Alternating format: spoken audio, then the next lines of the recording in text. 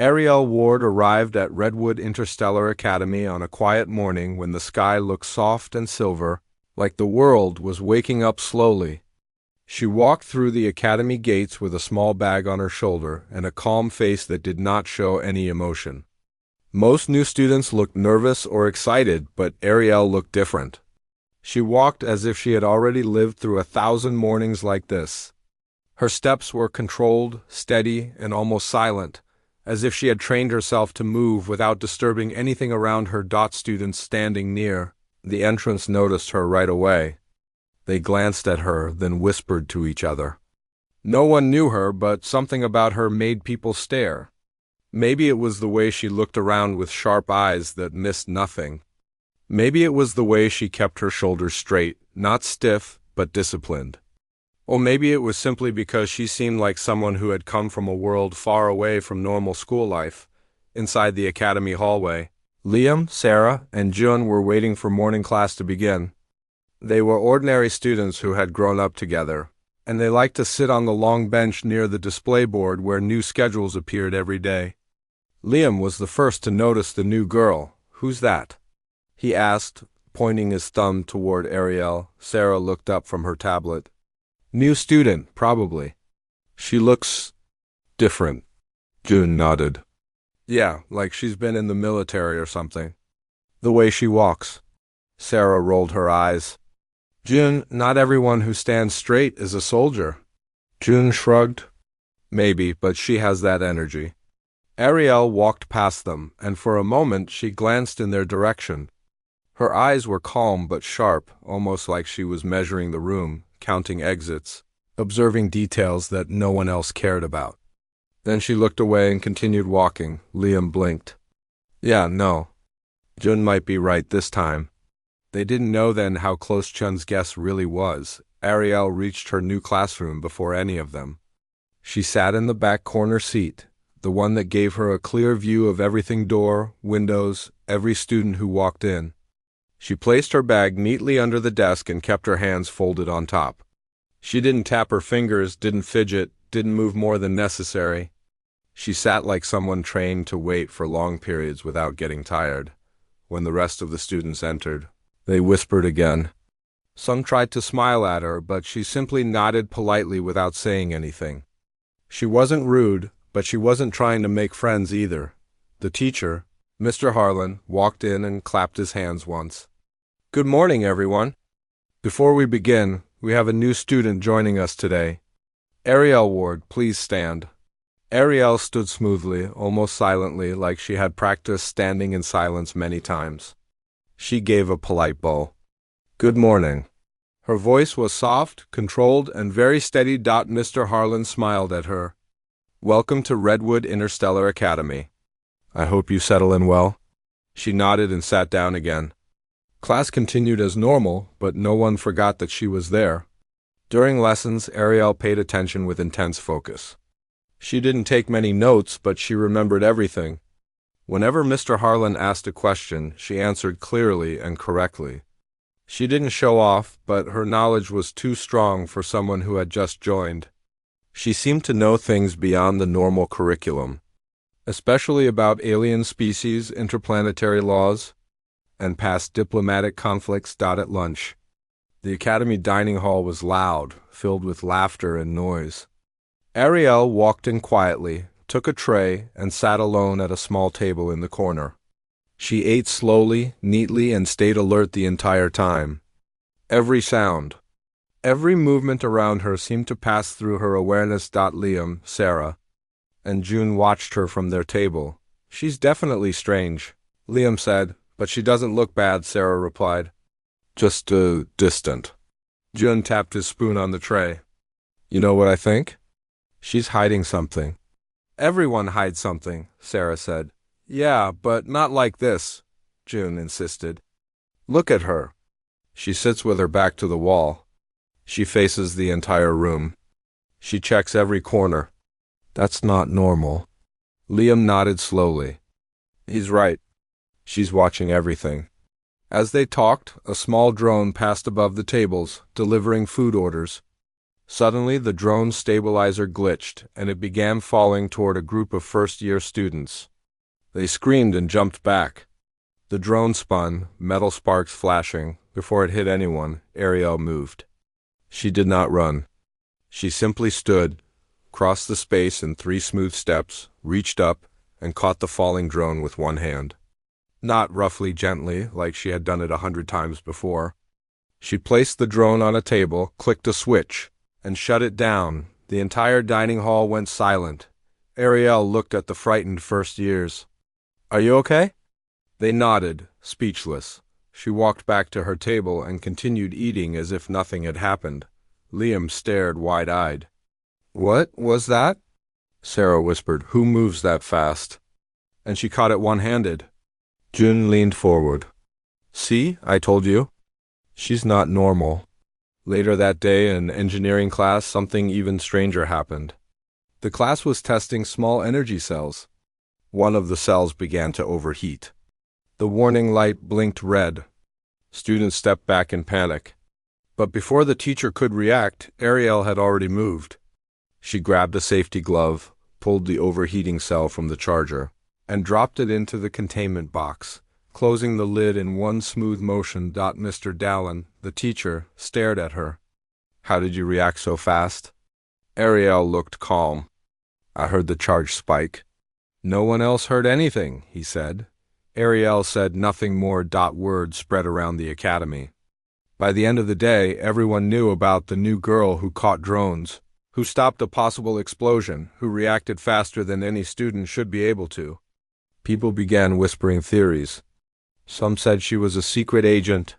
Some joked that she was a robot. Others thought she was a super genius from a high-security research station. But the truth was more surprising than anything they guessed. When Ariel left the academy building after classes ended, she walked toward the quiet garden on the east side of the campus. She sat on a stone bench, letting the sunlight fall on her face. For a moment, her expression softened. Her shoulders dropped slightly, like she was finally letting herself rest, but the moment didn't last long. A group of younger students walked by, and Ariel straightened immediately, alert again. She watched them until they disappeared behind the trees, then sighed softly. She took a thin metal bracelet from her pocket. It looked simple, but when she touched it, the bracelet lit up with tiny blue lines that formed symbols too complex for any normal student to recognize. Ariel looked at it with a strange sadness. "I thought I could live quietly for once," she whispered. "Just as a normal student." She closed the bracelet again and hid it. At the same time, Liam, Sarah, and June were heading home together. But all 3 of them were thinking the same thing. Ariel Ward was more than just a new student. There was a story in her eyes. A story she didn't want anyone to know, and the small, strange things she had done today were only the beginning. In the days that followed, Ariel continued to show unusual behavior. She arrived earlier than everyone else, always choosing the seat that faced the entrance. She finished every exam with perfect accuracy. She knew secret diplomatic protocols that were not taught in school. She even spoke to an alien exchange student in a language no human student should know. Every time someone asked her how she knew something, she simply said, "I learned it somewhere." But that answer did not satisfy anyone. One afternoon, a high-ranked alien diplomat visited the academy for a tour. As he entered the hallway, he turned his head and his eyes landed on Ariel. For a brief moment, he froze. His face changed, and he stared at her with something close to fear and recognition. Ariel bowed her head slightly, but she did not greet him by name. She waited for him to walk past. When he did, he walked quickly, almost nervously. Liam saw the whole thing. He turned to Sarah and June with wide eyes. "That diplomat knew her," he whispered. "Did you see his face?" June nodded slowly. "Yeah, and he looked scared." Sarah swallowed. Why would a diplomat be scared of a student? None of them could answer, but one thought stayed in their minds. Ariel Ward was hiding something big, something that connected her to powerful people. Dangerous events and secrets no ordinary student should be part of. And soon, They would learn exactly who she really was. Ariel Ward continued her quiet routine at Redwood Interstellar Academy. But her three classmates Liam, Sarah, and Jun could not ignore the strange things they kept seeing. Every day, something unusual happened around Ariel. Every day she revealed a little more of the mystery she carried on her shoulders. A week after her arrival, the Academy prepared for the annual Peace Anniversary event. It was a day when schools all across human space remembered the Silent War, a galaxy-wide conflict that ended 20 years ago. Students decorated the halls with silver banners, peace symbols, and holographic displays. Teachers prepared speeches about unity and harmony. For most students, it was a simple celebration, a reminder of a war they were too young to understand, but for Ariel, the day brought shadows back into her eyes. On Monday morning, Liam, Sarah, and June noticed her standing alone beside a large hologram showing scenes from the war: soldiers, starships, negotiation tables, alien ambassadors. Ariel watched the images quietly, but her eyes were not the eyes of a student looking at history. They were the eyes of someone remembering something personal. Liam approached her slowly. "You okay?" Ariel blinked and turned her head. "Yes, I am fine." "You look, sad," Sarah said softly. Ariel hesitated, then shook her head. "It is nothing important." But her voice didn't sound honest. Before they could ask more, the morning bell rang, and Ariel walked away quickly, almost like she was escaping the conversation. In the next few days, the trio paid closer attention. They noticed patterns: Ariel's consistency, her strange habits, and her quiet behavior that seemed too controlled for a teenager. On Tuesday, during Galactic Studies class, the teacher talked about the final year of the Silent War. Students listened with low interest, but Ariel's posture changed suddenly. She sat straighter, eyes fixed on the projection as if every detail mattered. Mr. Harlan pointed to an image of a ruined starbase. This was the turning point. After this event, both sides began looking for peace. But the identity of the envoy who created that bridge is still classified. A student raised a hand. "Why classified? Isn't it just history?" Mr. Harlan adjusted his glasses. "Not simple history. The envoy disappeared after the negotiations. Some say they were killed. Some say they left the galaxy. No one knows." Ariel's hands tightened around her pen. She didn't look up. Jin leaned toward Liam and whispered, "Look at her. She looks like she knows the truth." Liam whispered back, "Maybe she does."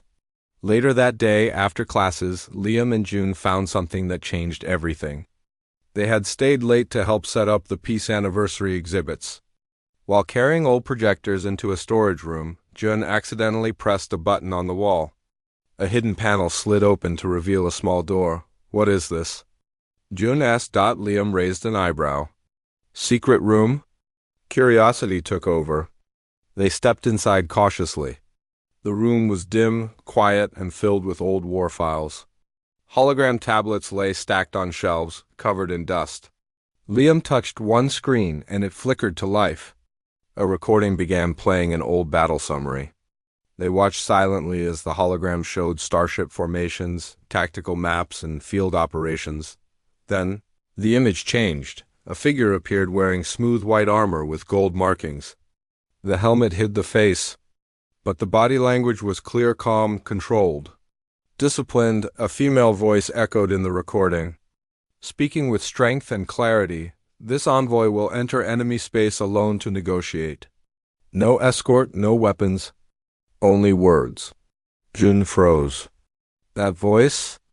It sounds like Ariel," Liam whispered. They watched the armored figure speaking with alien ambassadors.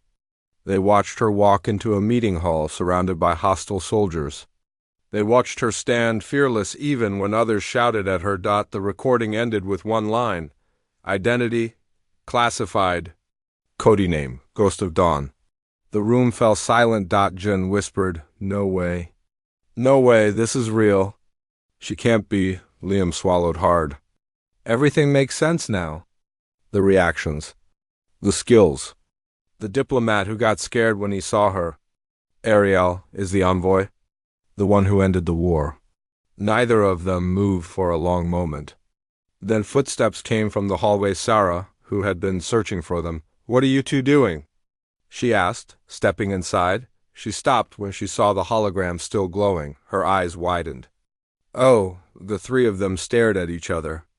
None needed to say it aloud. Ariel Ward was the Ghost of Dawn, the galaxy's hero, the envoy who ended the silent war, the girl who saved both humanity and alien nations, the girl sitting quietly in their classroom every day. Sarah whispered, "Should we tell someone?" Liam shook his head. "No, if she wanted people to know, she would have told them." "But what if she's in danger?" Sarah asked. Jun crossed his arms. "She already looks like someone being hunted by old ghosts." They didn't have time to discuss further. A sudden alarm echoed across the academy. A loud mechanical voice spoke through the speakers. "Attention! Full lockdown. All students return to your classrooms. This is not a drill." Liam looked at the others. "Something's wrong." They rushed out of the secret room, closing the panel behind them, the hallways filled with students moving in panic. Teachers tried to control the situation, guiding everyone back to their rooms. But through the commotion, the trio saw something disturbing: 3 alien diplomats entering the academy. Their armor and symbols marked them as members of the Vihar Dominion, the same empire humanity once fought. Liam grabbed Sarah's arm. "Why would the Vihar Dominion come here during a lockdown?" June answered quietly, "Maybe they're not here for the school. Maybe they're here for her." Ariel was already outside her classroom, watching the approaching aliens. She stood still, expression blank but eyes sharp. The diplomats stopped a few meters away from her. One of them spoke in a deep voice. "Ariel Ward?" Ariel did not answer. "We have come to speak with you," the diplomat said. "By order of the Dominion High Council?" Her classmates, still at the end of the hall, watched her face. They had never seen her look scared before, not even once. But now, a flicker of fear passed through her eyes. Ariel finally spoke. "I cannot speak to you here." "You will come with us," the diplomat insisted. "It is required." Ariel shook her head slowly. "This is not a safe place for discussion." The diplomat narrowed his eyes. "Your presence violates the peace agreement. You are not permitted to remain within human territory." "You must return with us immediately," Jun whispered. "Return? What do they mean, return?" Sarah covered her mouth. "Oh no," Liam stared. "They want to take her. And she knows she can't fight them."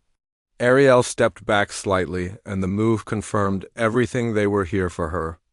They knew who she really was. And she knew she couldn't run. Teachers rushed in, trying to stop the diplomats. "Please, this is an academy," Mr. Harlan said. "You cannot simply take a student." "She is not a student," the diplomat replied coldly. "She is property of the Dominion until the peace is fulfilled." Ariel closed her eyes. Liam couldn't stand it anymore. He stepped forward, ignoring Sarah's warning whisper. He shouted, "Leave her alone. She didn't do anything wrong." Everyone in the hallway looked at him with shock. Even Ariel's eyes widened. The diplomat turned toward Liam. "This matter does not concern you, human." "It does," Liam said, voice shaking but loud. "She is our classmate." "Our friend," Ariel whispered urgently. Liam, "Go back," but he didn't. Jun and Sarah walked forward to stand beside him. Sarah said, "She belongs here, not with you." Jun added, "And we're not letting you take her." The diplomats stared at the 3 students, surprised by their courage. Ariel looked at them with a mix of fear and something softer, something like gratitude. The situation grew tense. Teachers tried to calm everyone. Security arrived. After a long and heated argument, the Galactic Council representatives connected through hologram and ordered the Vihar diplomats to stop their attempt at taking Ariel until a proper political meeting could be arranged. The Dominion diplomats left, but their final words chilled everyone. "We will return for her. The agreement cannot be broken." As soon as they disappeared down the hallway, Ariel's legs trembled slightly. She held onto the wall for support. Liam approached her. "Are you okay?" Ariel looked at him with tired eyes. You shouldn't have interfered. Jun raised an eyebrow. What were we supposed to do? Just watch them take you? Sarah gently took Ariel's hand. We won't abandon you. Not now. Ariel stared at their hands and swallowed hard. She looked away, her voice barely above a whisper. I never wanted you to find out, Liam asked softly. Find out what? Ariel closed her eyes. That I wasn't just in the war, she said. I ended it. The hallway fell silent. Ariel took a shaky breath. And now the ones who once wanted peace want me back. Her friends exchanged shocked looks. But one thing was clear. Ariel was in danger. And the peace she fought for was falling apart. But she wasn't alone anymore, because 3 ordinary students had decided they would stand with her. No matter what secrets she carried, and this was only the beginning of the truth. The next morning, the academy felt different. Students walked through the halls with nervous whispers. Teachers looked tense. Security bots hovered along the ceilings. Everyone knew something had happened yesterday with the Vihar Dominion, but no one knew the full truth except Liam, Sarah, June. And Ariel walked toward her classroom with her usual calm steps, but her face showed tiredness she could not hide. She had barely slept. Every sound made her alert. Every shadow made her cautious. She was living in the middle of a threat she hoped would never return. Liam, Sarah, and June stood near the door, waiting for her.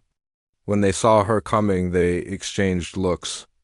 Liam stepped forward. Ariel, we need to talk. Ariel stopped and watched them. Not here. She led them to a quiet corner near the old library where few students ever went. The room was dusty, silent, and warm from the sunlight coming through tall windows. When the 4 of them sat down, Ariel finally spoke. You already know more than you should, she said softly. So you deserve the truth? Sarah leaned forward carefully. You ended the war. But how? You were so young. Ariel shook her head. I was trained since childhood. Not as a soldier. Not as a spy. As an envoy. Someone who enters dangerous places without weapons and without fear. June frowned. So you went into enemy territory alone? At your age? Yes, she whispered. When I was 14? The 3 friends stared at her in shock. Ariel looked out the window, as if she was seeing memories instead of sunlight. The war was destroying both sides. Millions were dying. So the council made a desperate plan. They wanted someone the Vihar Dominion would not expect. Someone small, someone young, someone who would not look threatening. She paused, and someone who could stay calm no matter what happened. Jun swallowed. So they chose you? Ariel nodded. I trained for years, languages, diplomacy, mental control. I learned to read fear, anger, hesitation. I learned to hear changes in breathing. I learned how to walk in silence, how to protect myself without hurting others. Liam whispered, That's why you move like that. Why you react so fast. Ariel looked at him gently. Yes, Sarah said, but why do the Dominion want you now? The war ended. Ariel lowered her eyes. Because peace was not simple. I made agreements with one of their main councils. They accepted my terms, but only if I stayed under their observation for 10 years. They weren't sure if they could trust humanity. Jun stared. But you didn't stay, Ariel closed her eyes. I did. For all 10 years. Silence filled the room. Liam whispered. Then why come back? Ariel's voice dropped. Because after 10 years, the agreement ended. I was free, and all I wanted was a normal life. A classroom, friends, a chance to be young again. Sarah's eyes softened. You deserve that. Ariel shook her head. The Dominion disagrees? They think I still belong to them. They still want control. They believe I know secrets that could weaken them. Jun clenched his fists. So they want to take you away? Yes, Ariel whispered. And if I go back, I may never return. The room stayed quiet for a long time. Outside, the Academy speakers announced class periods, but none of them moved. Liam finally said, "We won't let them take you." Ariel looked at him with tired sadness. "Liam, you can't fight them." Jun smirked slightly. "We're not planning to fight. But we're also not going to sit and watch." Sarah nodded. "We'll think of something." Ariel felt warmth in her chest, something she had not felt in many years. But fear still lingered, like a shadow behind her heartbeat. Later that day, the Academy received an official announcement from the Galactic Council. Students gathered in the auditorium while a huge hologram projection appeared above the stage. A calm voice spoke, "Students and staff of Redwood Interstellar Academy. Yesterday, representatives of the Vihar Dominion arrived without authorization. The Council is investigating the incident. There will be no removal of any student without formal review. Remain calm and continue your studies." Most students clapped, relieved. But Ariel knew better. Formal review meant nothing if the Dominion pressured the Council, and they always pressured. After the assembly, Ariel returned to class. But peace did not last long. During history class, a sudden visitor arrived, a tall alien with silver skin and dark, shining eyes. He was not from the Dominion, but from the Neutral Lyran Alliance. He wore a diplomat badge. Mr. Harlan blinked in surprise. "Ambassador Van? What brings you here?" The ambassador looked around the classroom slowly. His eyes stopped on Ariel. "I am here for her," he said. Students gasped. Liam stood instantly. "Not again." But the ambassador raised a hand calmly. "No, I am not here to take her. I am here to warn her." Ariel stood slowly. "What warning?" Ambassador Ven's voice softened. "The Dominion leadership has changed. A faction that opposed your peace treaty has taken control. They want you not for revenge, but for politics." Ariel's heart sank. "Politics? They believe your presence will prove that the old treaty was invalid. If they take you, they can declare it broken?" Liam whispered, "So, they want to restart the war?" Ambassador Ven nodded. "If they take her publicly, it could trigger conflict again." The class went silent. No one breathed for a few seconds. Sarah whispered, "They want to use you." Ariel felt dizzy. "I never wanted any of this." The ambassador bowed his head to her. "I know, but peace is fragile. You saved it once? You may have to save it again." Ariel shook her head firmly. "I don't want to be a weapon, or a symbol, or anything. I just want a normal life." Ven sighed. "Sometimes the galaxy does not listen to what we want." He gave her a small data chip. "This contains evidence of the Dominion's new faction. If you show it to the Council, they will understand the danger." Ariel took it with shaking hands. Ven said one last thing before leaving. "You are not alone this time. Humanity remembers. And you have friends now." His words lingered in the room long after he left. After school, Liam, Sarah, and June followed Ariel to the old library again. She placed the data chip on the table and stared at it with conflicted eyes. Liam said gently, "We can help you." Ariel shook her head. "This is not your fight." June crossed his arms. "It became our fight the moment they tried to take you." Sarah added, "And you're not going through this alone." Ariel slowly lowered her eyes. "If I stay here, the Dominion may attack.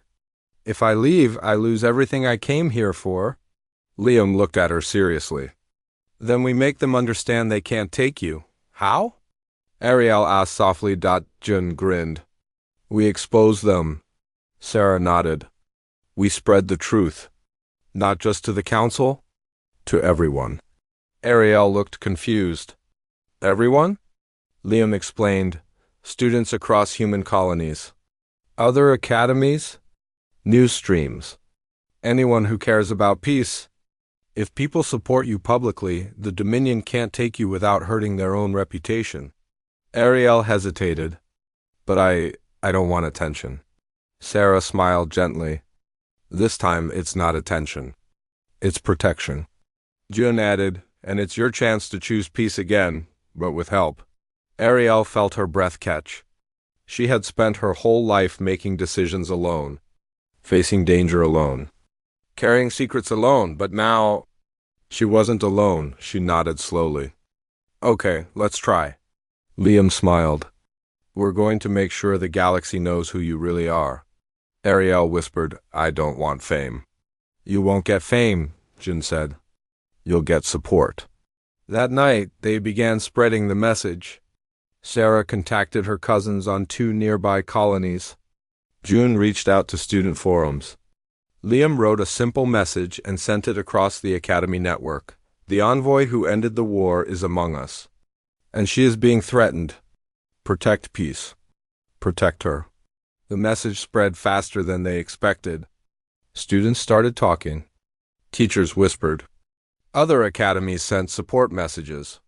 Even alien students in neutral schools joined in, saying the Dominion had no right to break peace. Ariel watched the growing wave of support with disbelief. For the first time, she saw something she never imagined. People were standing for her, not because she was a weapon or a symbol, but because she was a human being who deserved safety.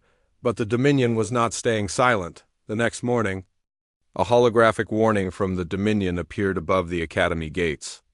It showed a cold, stern alien leader saying, Ariel Ward must be returned to the Dominion at once.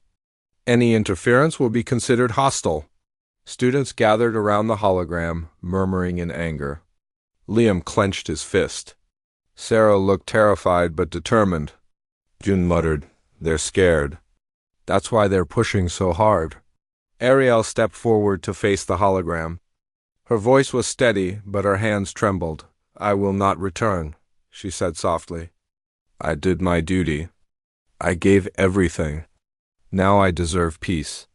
Students around her cheered, but far above the Academy, a dark shape entered orbit. A Dominion ship. Ariel stared at it with fear in her eyes. The enemy she once negotiated with had returned, and this time, they were not here for peace. The next morning, the campus felt different. It was quieter, heavier, as if the air itself carried a message everyone could sense but could not understand. Students walked slower, spoke softer, and looked around with worry they could not explain. Even the teachers noticed something strange, though nobody said anything out loud. But Alex, Myra, and Daniel all knew the reason. Sana had changed last night. Or maybe she had simply stopped hiding what she really was. She arrived in class exactly on time, just like always.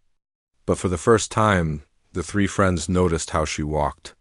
Her steps were light, almost silent, yet perfectly controlled. Her eyes scanned the room before she sat. Not with fear, not with curiosity, with awareness. Every desk, every window, every exit. She took it all in sharply, like someone trained to evaluate danger, but when she sat with them, she smiled with the same warm, friendly smile she always gave. That smile confused all 3 of them more than anything else. Alex leaned forward. Are you okay? I am fine, Sana said. Thank you for checking. Myra stared at her hands on the desk. Yesterday was a lot, Sana nodded. Yes, it was. Daniel finally whispered the question all of them had been scared to ask. You're not going to disappear, are you? Sana looked at him, her expression softening. I told you before. I chose this school. I chose this life. I'm not leaving. The 3 friends felt a small wave of relief, but it didn't answer the deeper questions sitting inside them. They didn't understand who she really was. They didn't understand what she had done in the war. They didn't understand why aliens would come to their world searching for her, but they wanted to. After classes ended, Sana walked toward the courtyard. Alex looked at Myra and Daniel. All 3 silently agreed to follow her. She didn't seem surprised when she noticed them behind her. Instead, she nodded for them to come closer and sat down on the edge of a stone bench shaded by a tall tree. I know you have questions, she said gently.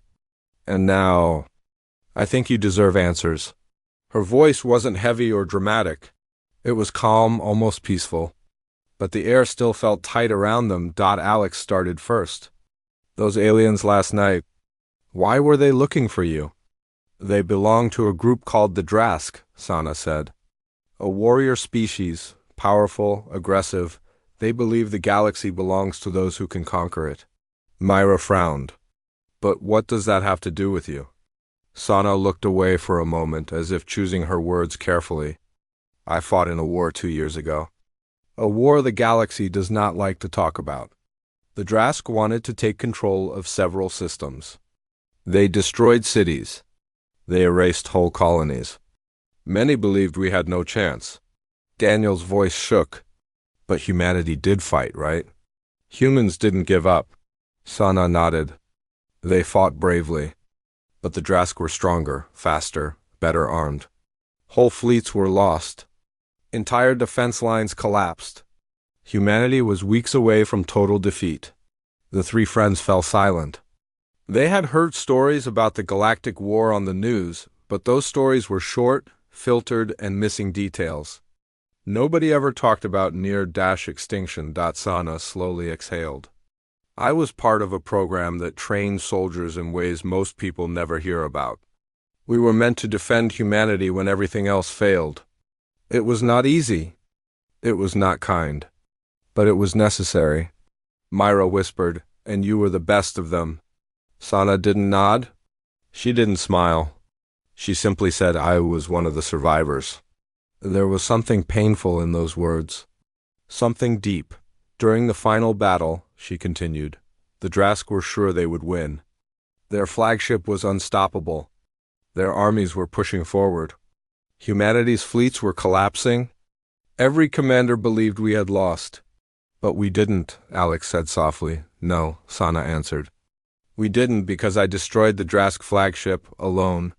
The friends stared at her, eyes wide. It didn't sound like bragging. It didn't sound heroic. It sounded like a memory she wished she could forget. How? Daniel asked. Sana didn't explain the details. She didn't describe the pain or the training or the risks. She only said, I boarded the ship. I reached its core. I ended the battle. But I also ended many lives. And I saw many of my own fall. That is what the galaxy remembers. That is why the Drask hate me. That is why they hunt me. Not because I won the war, but because I broke their pride. Alex felt a chill run through him. And you came here? To a normal life? To school? Yes, Sana said quietly. I needed peace. I needed to understand how to live without fighting. I needed to be someone else. Even for a short time. Myra looked at her closely. Do you regret what you did? Sana looked up at the sky. I regret that a war ever happened. But I do not regret saving my people. If I had not done what I did, you would not be here. None of us would. The three friends felt their chests tighten. They had known her for months. They had laughed with her, studied with her, shared lunches with her. All the while she was carrying the weight of an entire war. Before anyone could speak again, a sudden sharp sound echoed across the courtyard. It was faint, but Sana reacted instantly. She stood up in one smooth motion, her eyes turning sharp, her expression hardening like steel. Alex whispered, What was that? Sana's voice dropped. A ship entering atmosphere. Myra's heart raced. Another alien ship? Yes, Sana said. But not Drask. She stepped forward, sensing carefully, almost like she was listening with more than her ears. This signature? I know it. Daniel swallowed. Is it dangerous? Sana closed her eyes for 1 second, then opened them again. It depends. The ground vibrated slightly, barely enough for normal students to notice. But Sana felt it clearly. She turned to the three friends. Go to your dorms. Stay with the other students. Do not let anyone leave the campus grounds. Alex shook his head. We're not leaving you alone again. Sana stepped closer and placed a hand on his shoulder. Her voice was calm but strong. You are brave. All of you. But this is not a fight you can join. Myra felt fear rising inside her. They're coming for you, aren't they? Yes, Sana said. But not to kill me. Not this time. Daniel looked confused. Then what do they want? Sana took a deep breath. They want to bring me back. All three froze? They think I belong to them, she continued. They think my life belongs to war. To duty, to service.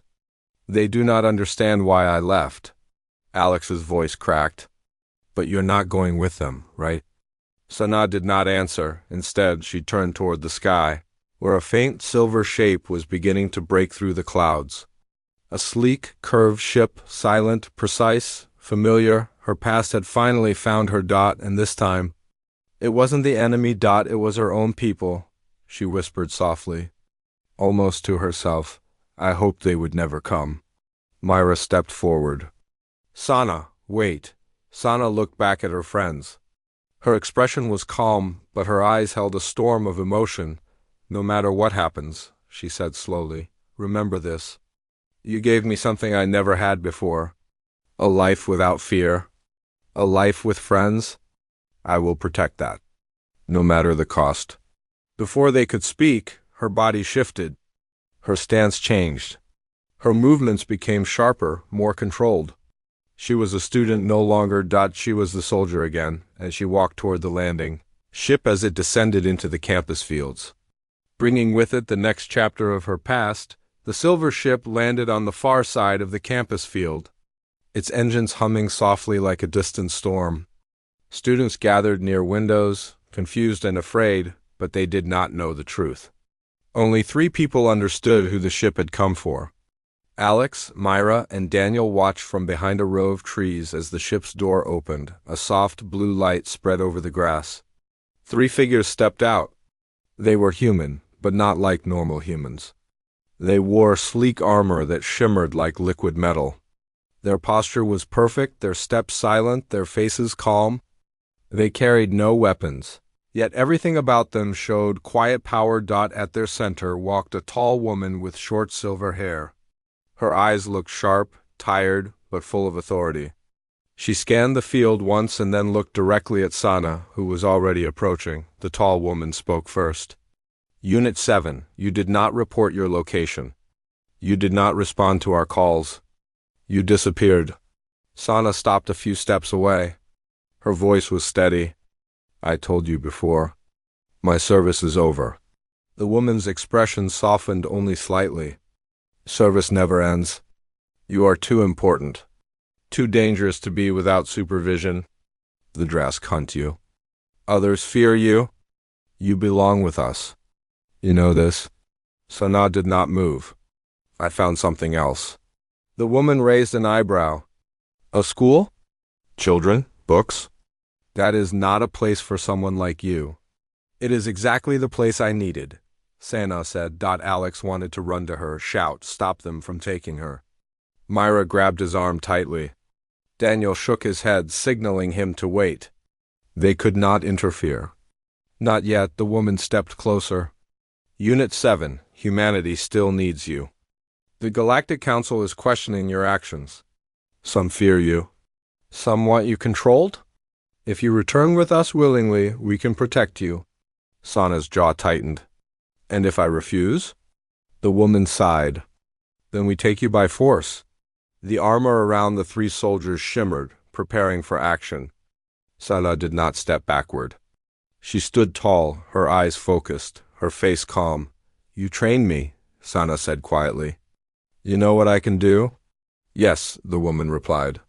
That is why we want you back. For a long moment the field was silent, then Sana said, I am not coming. The woman's expression changed, disappointment mixed with something like sadness. You once fought for billions. Will you now fight against your own?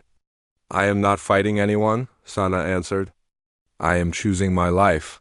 The woman nodded to the soldiers. The 2 armored figures prepared to move. Bright lines of energy flowed across their suits, ready to restrain her. Alex could no longer stay still. He ran from behind the trees. Stop! Leave her alone!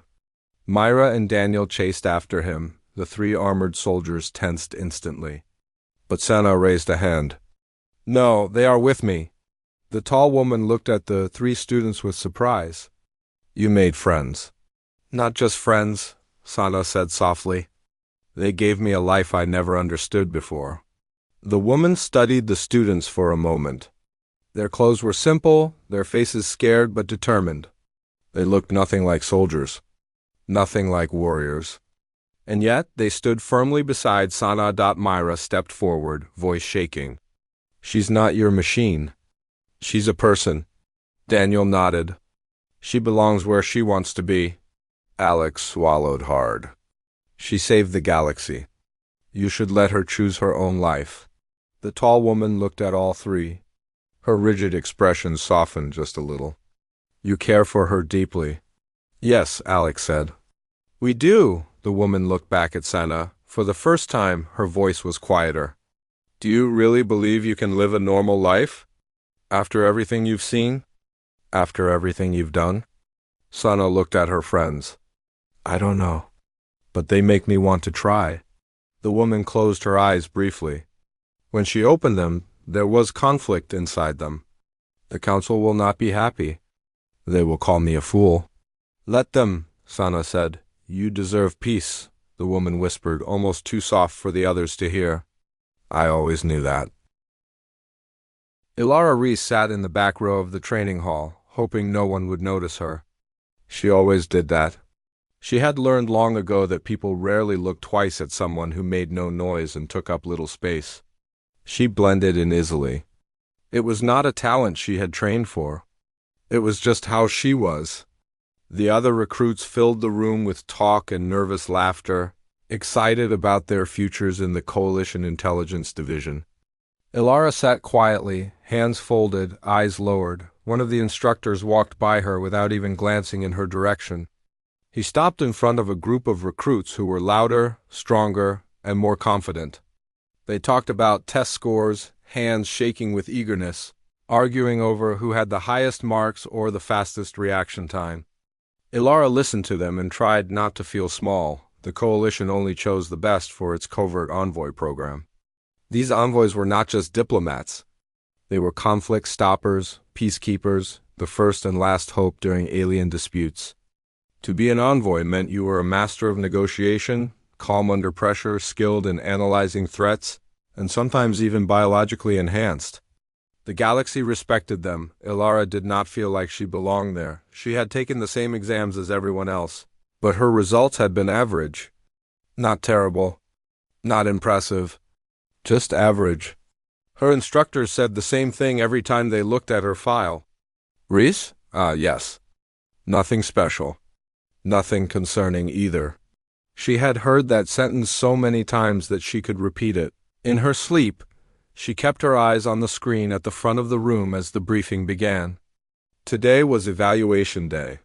The last test before assignments were given. Every recruit in the room wanted one of the elite roles. Some dreamed of being sent into alien courts to resolve ancient disputes. Others wanted to mediate starship standoffs. Ilara did not have a dream like that. She only hoped she would find a place where she could help, even if only a little. Her heart beat quietly as her name was called. Reese Ilara. She stood and walked to the evaluation chamber. The hall felt long. The lights were dim, and whispers followed her. Not cruel whispers. Just curious ones. Who is she again? I don't remember her from the last mission trial. She must have slipped past us. She ignored them. She had practice ignoring things. Inside the chamber, a single evaluator waited. He was an older man with silver hair but sharp eyes. His uniform was worn in places, as if he had traveled far and under harsh conditions. He did not look bored like the other evaluators she had seen. He looked like someone who paid attention. Sit, he said. Ilara obeyed. For a moment he simply watched her. She felt the urge to shrink into the chair, but she forced herself to stay calm. State your name, he said. Ilara Reese. Age. 24. Why did you apply to become an envoy? She hesitated. She had prepared many answers, but all of them felt false when she looked at him.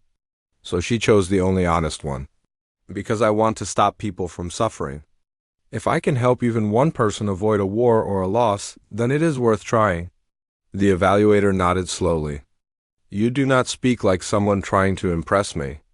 That is rare. He stood and walked around her chair. Your instructors say you are average. Do you agree? Her throat tightened. Yes, I do not think I am special. Not compared to others here. Good, you know yourself. That is a strength, not a weakness. Many of the so-called gifted recruits lack that understanding. He returned to his seat. We will begin. The test was not physical. It was emotional, psychological, moral. The walls of the chamber dimmed and brightened as holographic scenarios formed around her. In one scene, two alien groups screamed at each other over a territorial argument. In another, a frightened child clung to her mother while soldiers marched near. In another, a desperate officer begged her for advice during a crisis. The holograms were not real, but the emotions behind them felt real. Ilara listened. She observed. She asked questions. She did not try to command or dominate. She did not pretend to have all the answers.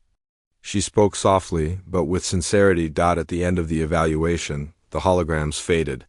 The room brightened again. The evaluator sat silently for a moment, his fingers steepled. Ilara waited, unsure whether she had succeeded or failed. Finally, he said, "You remain calm even when overwhelmed. You do not try to control others. You try to understand them. That is rare." She blinked. "But my performance scores do not measure everything important." He pulled out a data pad and typed something. "My name is Commander Voss. I was once an envoy myself. I have seen great negotiators and terrible ones. Some had superhuman abilities. Some had none. But the best envoys, the ones who truly made a difference, had a particular quality." He looked directly at her. "They noticed others, even when no one noticed them." Ilara did not know how to respond. Voss continued. "Most candidates enter the program hoping to be heroes. You simply want to help. That is the mindset of a true envoy. I am assigning you to the field." Her eyes widened. "Me? But I am not special?" He finished. "That is what they say. But I disagree. And one day others will too." He typed something else into the data pad. "Your coding name is approved." "Coding name?" She repeated. "Every envoy receives one. Yours is Truthwraith." Ilara stared at him. "That sounds dramatic. Or like a legend." "Names have power," Voss said. "This one fits you. You walk softly, quietly, almost unseen. Yet you bring calm where others bring fear. A wraith of peace. A figure that turns conflict into stillness." Ilara felt warmth rise to her face. "I do not know if I can live up to that." "You do not need to try," he said. "Just continue being yourself. That is enough." He stood. "Report tomorrow for mission briefing." Ilara left the evaluation room in a daze. The hallway seemed brighter than before. The air felt lighter. She could hardly believe what had happened. Her earlier doubts still lingered, but now something new floated beneath them, something like hope. As she walked toward the exit, a group of recruits bumped into her. One of them, tall and confident, glanced at her with mild confusion. "Reese? You finished already?" "Yes," she said quietly. "Wow, that was fast. Did he dismiss you early or something?" "He usually takes forever with candidates." The recruit shrugged and walked away before she could answer. Others passed her without noticing her expression, without knowing that her life had just shifted in a profound way. Later, in the cafeteria, she sat alone with a small meal. Noise and chatter filled the space. Recruits laughed, argued, and bragged about their evaluations. No one approached her table. She took a small bite, glanced around, and let her mind wander. What kind of mission would she face? Would she meet alien leaders? Would she be able to help anyone? Or would she fail and prove everyone else right? Her thoughts were interrupted when a shadow fell across the table. She looked up to see Commander Voss standing there. "May I sit?" he asked. She nodded quickly. He sat down, folding his hands. "You should know something important." His voice softened. "Being unnoticed is not always a weakness. Sometimes it gives you an advantage. People reveal their true selves when they believe no one is watching. You will see things other envoys cannot. Learn from that." Ilara lowered her gaze. "I will try. Good." He stood again. "Rest tonight. Tomorrow begins your real journey." He walked away, leaving her alone once more. She looked down at her meal, but she did not feel hungry anymore. Instead, she felt a strange mixture of fear and excitement. That night, she returned to her small living quarters. The room was plain like everything in the training center. A bed, a desk, a screen on the wall. She sat on the edge of the bed, staring at the faint reflection in the window. "Truce, Wraith," she whispered. The word felt foreign on her tongue, like it belonged to someone braver, someone wiser. But it was hers now. She lay down, unable to sleep right away. She thought about the people she might meet, the conflicts she might face, the lives she might touch. Maybe she was not special. Maybe she never would be in the ways others defined greatness. But she remembered the look in Commander Voss's eyes. He saw something in her, something worth believing in, and whether she understood it or not, that was enough to push her forward. As she drifted into sleep, she whispered again, softer this time, almost as if hoping the name would become part of her. "Truce, Wraith." In the quiet darkness, it sounded less like a title and more like a promise. Elara Reese stood in the crowded docking bay the next morning, feeling the hum of engines beneath her feet. Shuttles lifted and landed in a steady rhythm, carrying officers, envoys, and soldiers to distant assignments. The air smelled of metal, fuel, and anticipation. She held her small pack close, trying to make herself as small as possible among the rushing personnel. Commander Voss had ordered her to meet him there for her first mission briefing, but he had not told her anything more. She waited near a stack of cargo crates, watching people move with clear purpose, each one confident and sure of their role. Elara felt like a misplaced puzzle piece, unsure where she fit. A young officer nearly collided with her. He muttered a quick apology before hurrying off again without recognizing her. That was normal. No one remembered her face. No one ever had. After several minutes, Commander Voss appeared from between two docked shuttles. His boots were dusty, as if he had come from somewhere far beyond the training center, and he carried a datapad under one arm. When he saw her, he gave a small nod.